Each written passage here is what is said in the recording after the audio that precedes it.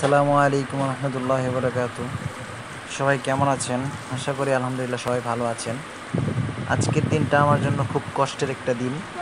আমার খুব শখের একটা গাড়ি ছিল, অ্যাবজেট ভার্সন 2 গাড়িটা। আমি আজকে আমার এই গাড়িটা বিক্রি করে দেব, তাই শেষবারের মতো গাড়িটা ধুয়ে নিচ্ছি। কারণ এই গাড়িটাকে আমি আর কোনো দিন চালাইতেও পারবো না, আর ধোয়া তো দূরের কথা। তা আমি আমার গাড়িটাকে সবসময় শখ করে নিজেই প্রায় ধুইতাম, মাঝে মধ্যে বাহির থেকে ধোয়াইতাম। তো সবাই তো যার যার শখের জিনিস সবার নিজের কাছে রাখতে চায়। হয়তো কিছু কিছু সময় অনেক কিছু আমাদের স্যাক্রিফাইস করতে হয়, ভুলে যেতে হয়। তো আজকে আমিও আমার এই প্রিয় গাড়িটাকে ত্যাগ করব। একটা বাইকারের কাছে তার বাইকটা হলো একটা ভালোবাসার জিনিস, একটি প্রেমময় জিনিস। মানুষ যেমন একজন মানুষকে ভালোবাসে, তেমনি মানুষ তার কিছু জিনিসকেও ভালোবাসে।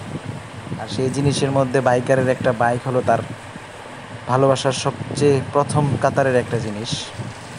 যাই হোক, সবাই আমার জন্য দোয়া করবেন। আমি একটা স্যাক্রিফাইস করতেছি শুধুমাত্র লাইফে একটু আগিয়ে সামনে যাওয়ার জন্য। এই কারণে আজকে আমার বাইকটা ছেড়ে দিতে হচ্ছে। ইনশাআল্লাহ নেক্সট টাইম এরকমই একটা সেম টু সেম কেনার ইচ্ছা, কিন্তু আরও ভালো ইচ্ছা আছে। দোয়া করবেন যেন আমি এর থেকে ভালো কিছু করতে পারি, এর থেকে ভালো বা এর থেকে বড় জিনিস কিনতে পারি।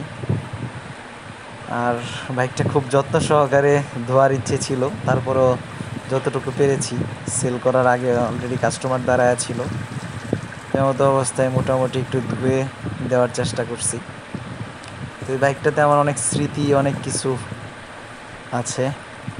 হয়তো এটাই অনেক দিন ঘোরায় ঘোরায় পোস্ট করব, সবার সামনে যাবে।